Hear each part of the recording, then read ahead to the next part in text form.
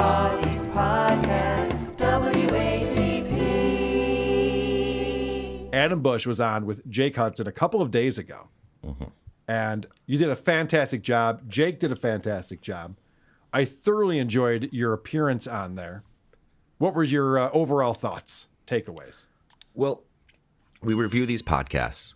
We make a lot of bold statements and proclamations, and we do a lot of judging. And I just wanted to see what it would be like if they had a guest. These people that we review, that we talk about, that was open and willing to let them lead and do their show. We hear a lot.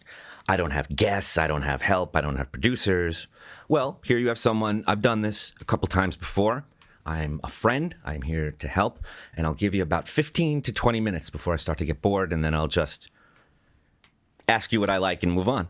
Yep. And I'm continuing to make that offer to any podcast that would like to have me on. I'm happy to let you showcase your skills. You know, so we can't say that it was due to limitations, because I'm here to be supportive should you need it. However, if it doesn't go well, now we know.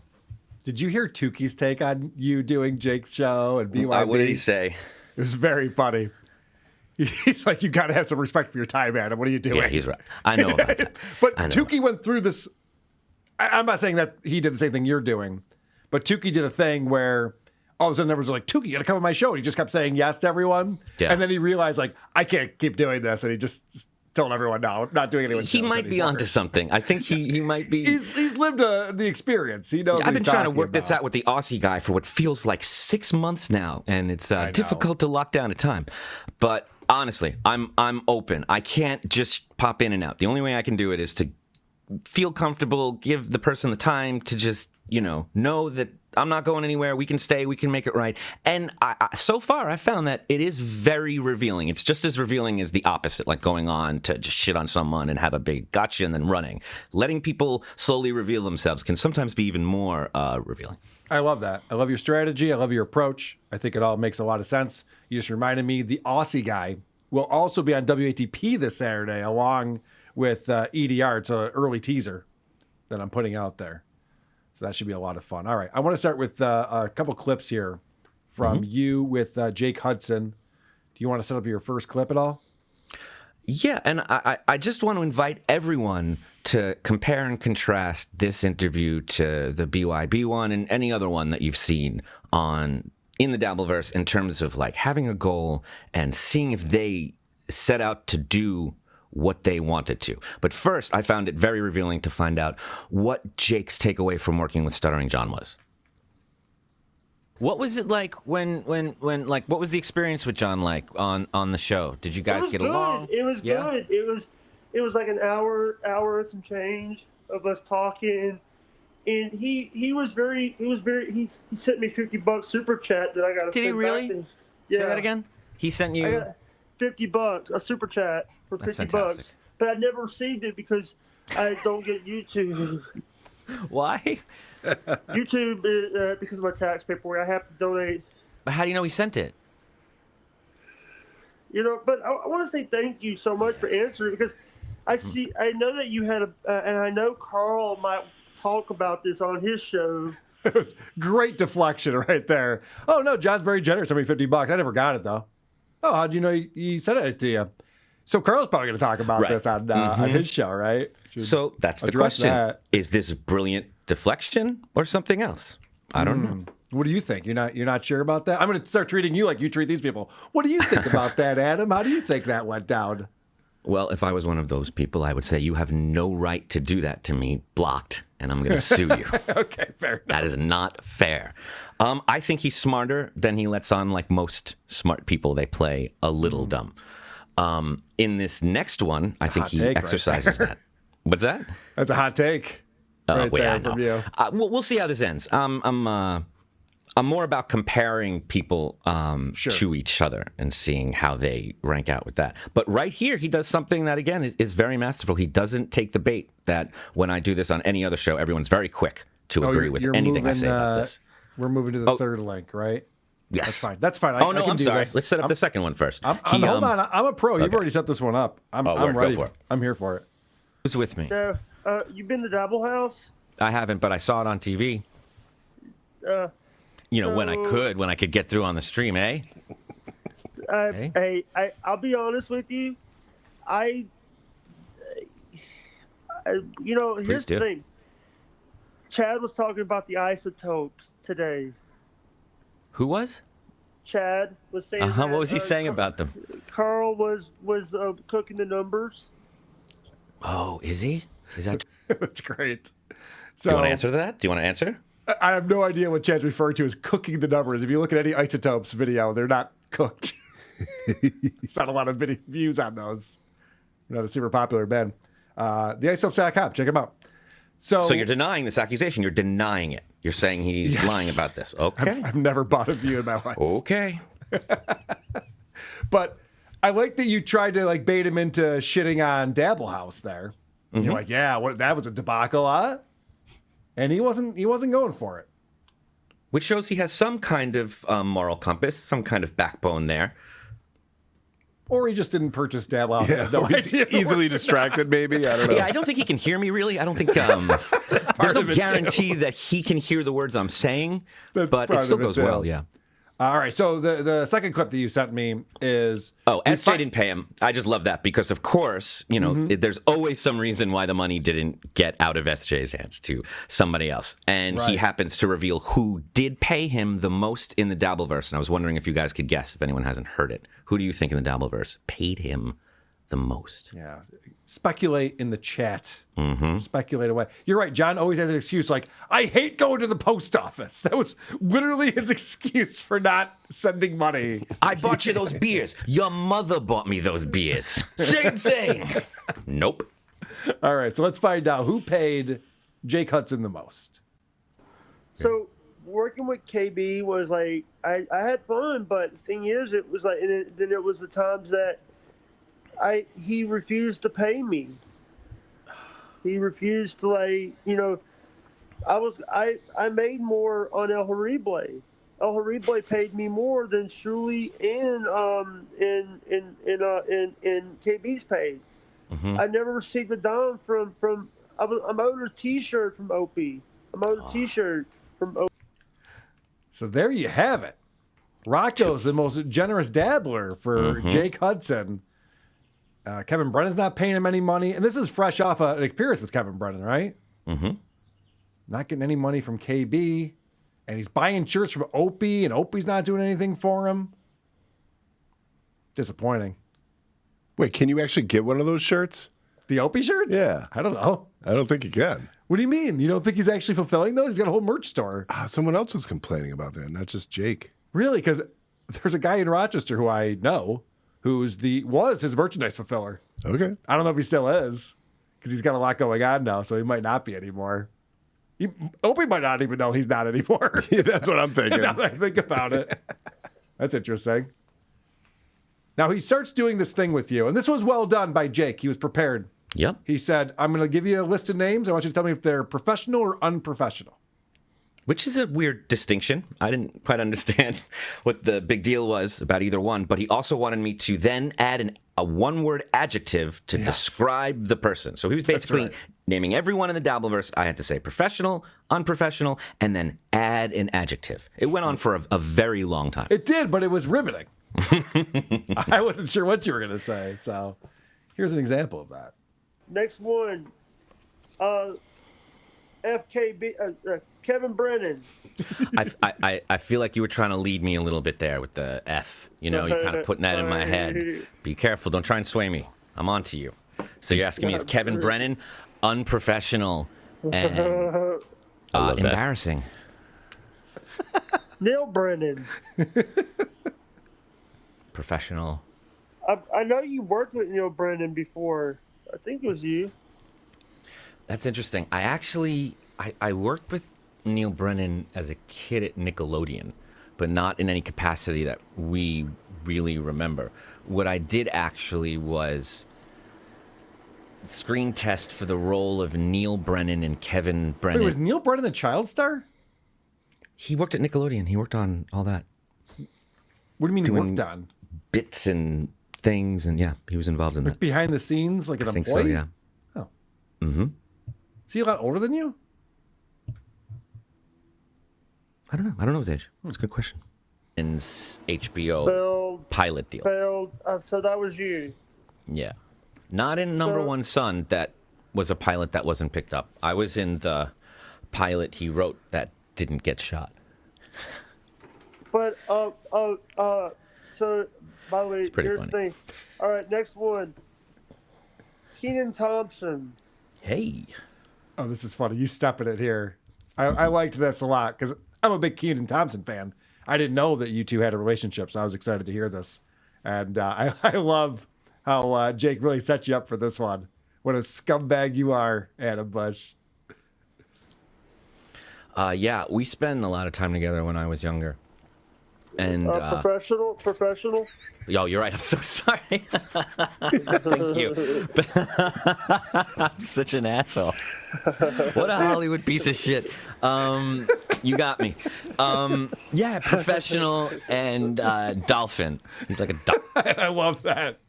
And I'm completely flustered. I'm totally. It's like, Kenan Thompson, funny you say that. We actually go back a ways. We worked on a few projects together. You might have heard of, we're playing the professional game. That's right. Yeah. If one of the debate moderators had that kind of confidence, we'd probably live in a better democracy. Mm-hmm. Holy shit. He was not taking any crap from me. We're sticking to these so rules. that's impressive. That's what I'm saying. He's saying Kevin Brennan, Neil Brennan, he's throwing out all the people in the Dabbleverse, and then Kenan Thompson. And so you're immediately like, oh, we're shifting away from this. We're talking about something different. And he's like, I'm not interested in your little anecdote, dummy. Play the game, Bush. We're playing the game right now. You got it, Jake. Raise your hand if illegal immigrants should have free health care. We're playing a game. Come on, figure it out. Meanwhile, I appear on a lot of these shows. I talk a lot of shit for a long time, and nobody interrupts me. They all just let me go. This guy's sticking to the script as the saying goes. That's so true. Say the line, Bart. All right. You want to set up this next clip here? It's the exact perfect thing you just set up. He's either a genius or he's totally crazy and free associating, because he does here what Stuttering John is known for. And he does it better than John does it. This is how you disable someone, you disarm someone with disability, and then you sneak in something difficult. I think this is masterful what he does here. Okay.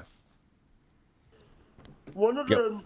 So my favorite. How have you worked with Dan Schneider? Did you work with? He's like, yeah, man, you're great. I really enjoy all the shows you're on. Dan Schneider, go. Go, yeah. How are you responsible? Explain. I picture Stuttering John on the red carpet, stuttering, and people feeling bad for him. Yep. Yeah, I'll answer anything if you could just get it out. Yeah, and then they come out with that, and it's no different than anywhere else, by the way. I am required by law to answer to the crimes of people that I have never worked with, and in some instances never met, or even like knew people that knew them at the time. But it is my responsibility to answer, and I better know what the fuck I'm talking about, and I better get it right, and I better not waver, because it's on me. And everyone handles it their own way, and I thought Jake handled it just as well, if not better, than anybody else. I agree. And not to make it real, but when that Nickelodeon doc came out, that must have increased the questioning for you by 20-fold, I would imagine. It's funny because it's like the Kevin Spacey thing too. You know about something for so long, and then you finally see it, and it's just everything you've known and heard verbatim, and it almost feels like it didn't happen, you know, because nothing changes really except people asking me more questions about it, and somehow believing and having less compassion about it, and more like even Quad's going on about how you're supposed to handle this stuff. He goes, well, if this happened to me, this is how you're supposed to do it. Really Quad? You know how you're supposed, because there's a right way and you know it. Do you know what that sounds like when you say know how you're going to handle? Kind of victim blaming, but also, if anyone was going to essay anyway, I feel like Quad would be the easiest to do too. Well, you guys really do have a lot in common. I see both your minds go there real fast. That's interesting. When presented with confrontation, it all turns. I get it. Yep. All right.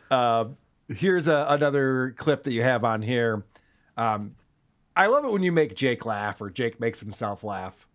That's one of my favorite parts of your guys' interaction. We've all seen him freak out and get nervous and do that, and that'll probably happen inevitably. I wanted to bring out something different, and I gotta say, this goober little incest laugh of his makes me so happy. It really does. It's pure joy. Carl into having me on. Listen, Carl, here's the thing. I asked him... So you might have stepped on that a little bit. So the question is, will Carl ever have me on? And you have a very good response here because you asked me if there's anything I'd like to tell Jake Hudson. There was one thing I told you, and you weaved it into the conversation perfectly here. To having me on. Listen, Carl, here's the thing. I asked him to get back to me, and he doesn't. And do you want to know why he doesn't, Jake? He's busy? Yeah, he's busy listening to the AI songs that you send him. You send him too many. And you have to stop sending them to him because he's spending all of his time listening to them and chronicling them, and I can't get a hold of him. So promise me you'll stop, okay? Dude, you want me to make you one? I do not. I do not. That wasn't the question. He's not hearing. He's listening. But, But the answer is yes. No. He sends so many AI songs all the time. And sometimes they're to a whole group list of people. And sometimes they're just to me. And I can't stand them. I hate AI music. Please never do that again. We have a little bonus here. It's a short one.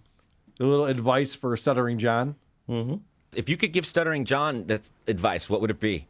You're good at this. Leave. Pretty good advice. Leave. Pretty good. Make like a tree and leave. Pretty good advice. So overall, I thought it was a great episode. I was glued to it. I felt compelled to send you a note. I paused it halfway through because I went to the hockey game, but I felt compelled to send you a note and tell you how much I genuinely enjoyed your interaction and interview with Jake Hudson. Thank you. And I hope anyone who wants to make him a punching bag, you can feel free, but when you really compare him to the other people in this world and what they're trying to get done, I don't think he is any different or working on a different level than anybody else here in this Dabbleverse, including myself. Especially Ray DeVito. And well, yeah. Now, we did a segment last week that was similar to this segment because you went on BYB, and then Quadfather's like, oh, they're going to talk about this on their show, and then we're going to talk about this on our show, and I don't know how long they talked about us for because you just sent me over a couple timestamps, but this episode's over 3 hours. Was it dragged out? Did you watch all of it? Do you know? It's very long. They cover all of it. And I really hope everyone, if you have a free 3 hours to spare, you're going to watch The Godfather 2 and you said, fuck it, I want to do this instead. Please listen to, they'll hear a point that we say on the show, and then, without fail, they will give, in real time, an example of what we're talking about as it happens. It's pretty wild. Like they're trying to refute it, and then they actively demonstrate that that's what they do. Yeah. They'll come to a conclusion and they'll just ignore it, jump to the other thing. It's strange. It was just like we were talking about with Chad. When you say something mean to Chad, his body just goes into like spasms because he can't take it. When they receive criticism, everything, the world stops. And all that exists is this moment right now. And even if they just said the color blue, they'll say, I never said blue. And they mean it. Because whatever they're feeling is just taking over. And I find that more dangerous than people that yell and scream and shout. Yeah. Oh, for sure. Because it's a delusion. Mm-hmm. They're living in an alternate reality. And it shows you people that are malleable and they won't change their opinion no matter what because change is weakness. And I will hold on to this no matter how much I don't know what else to do. And that's dangerous. Yeah. All right. So there's just a couple clips here that we want to go over. But here's an example of, I think, what you're talking about. Mm-hmm. Let me pull our screen back up. Like, I've actually talked to the lady. We started off in a bad way because, whatever. There was a miscommunication in a Gavin Discord. I was in there fucking around one day. And He's talking about Missy B. Yeah. And just to set this up, he watches me say that when I mentioned Missy B to him, he got a little emotional and he just started kind of rambling for a really long time. Right. And talking about how they have this, clearly palpable history together. And this is him proving what I just said wrong. Okay. Whatever. There was a miscommunication in a Gavin Discord. I was in there fucking around one day and whatever. She ran with that on WATP.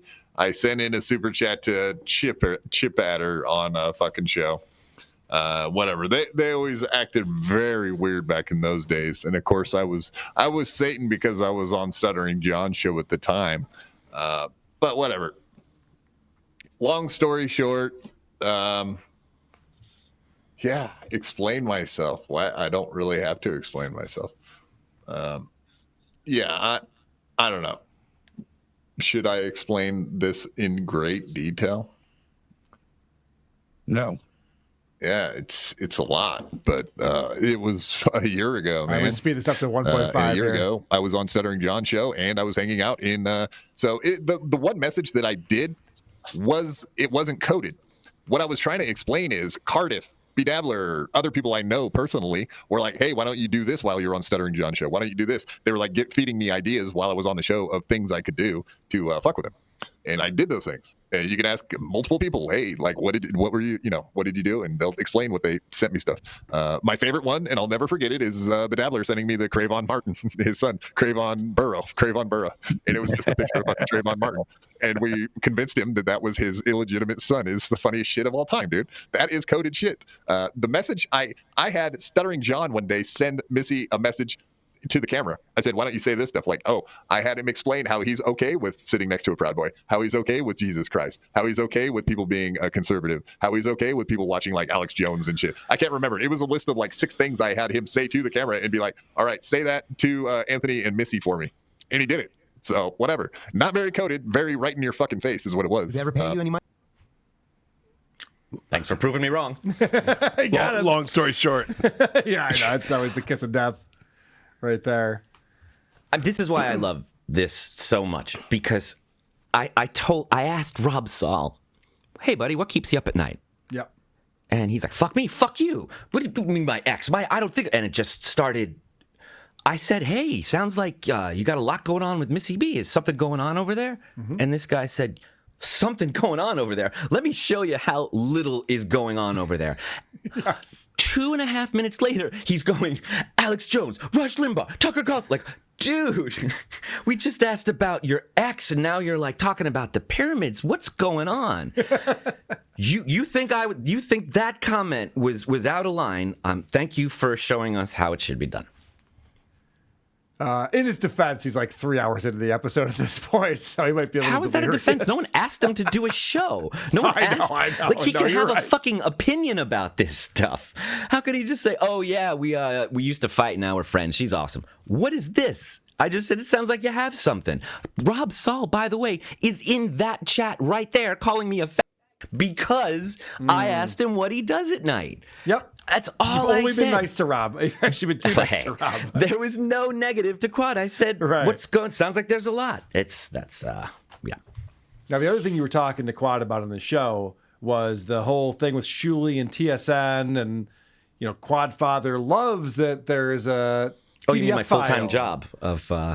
Yeah, there's a okay. PDF file involved, so it makes it great and great fodder for everyone because that's my enemy. So good thing that happened, and you kind of called him out on that, and so this is him responding to that. I think in the show, am I right?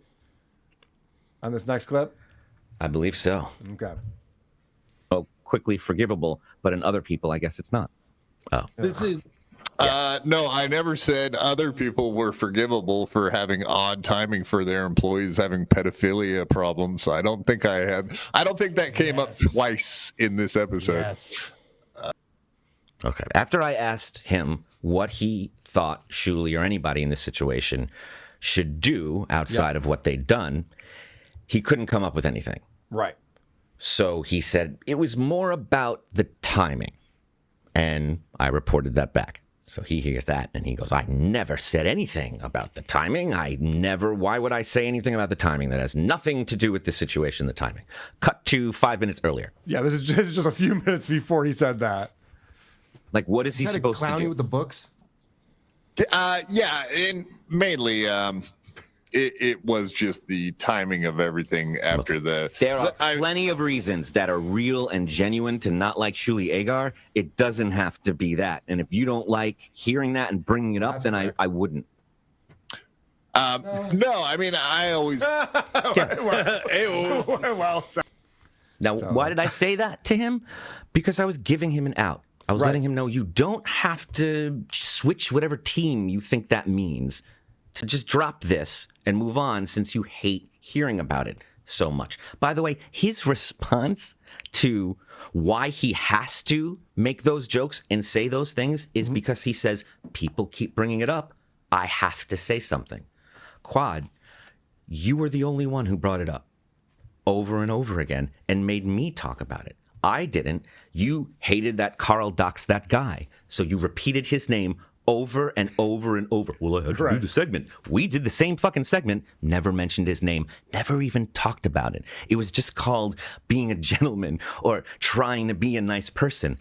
And he doesn't see any of this. And it breaks my heart because he's a good guy. He's open to it. He yells at you for not having an opposing view on Point Dabble Point. He needs to be it. We're looking. Yeah. Everyone's looking. This guy needs to be it. Come on. I'll send him an invite next time. Please. We're also trying to get Clay Dabbler on the show. We were sending him the link during the show on Monday because he was in the chat. Like, come on and give us your take on it. Please. We're not opposed to opposing viewpoints. No, we can't find any. No one's keeping them from the screen. We just can't find them. And when you refuse to come on, Quad, you'll have your answer as to why we don't have any opposing views on. It's because you won't come on. It's also interesting when people say, well, that's what people want me to talk about. That's what everyone's bringing up, or that's what they're talking about. We are watching so many people who are ruled by their chat. I have examples of Opie coming up. Of course, we just did the segment on Scorch, who's just being controlled. The entire show is being controlled by the chat room. Why would you do that to yourself? And then say it's out of my hands. I don't know what to tell you. It's what everyone's talking about. You be what everyone's talking about. It's called leadership. Right. Also, when they say it's out of their hands, do they mean to say I have no content other than that? Well, yes. I mean, that's really what's going on. That's the subtext, right? Yes. Okay. See, and you'll say that to him, and it'll end right there. He won't go, oh, maybe I should do a bigger show. A show. Oh, well. Yeah. Okay, so going back to that, the discussion, because I watched the clip where he was talking about, well, Adam, he knew what I meant when I said that WTP is scripted, but he was just, I guess he's used to scripts. And I was just saying that, they have a plan and everyone follows the plan of what they're going to do. And Adam astutely pointed out to me in a note, just like, yeah, like how else would we do a show like this where we have clips that we've pulled ahead of time and then react to them?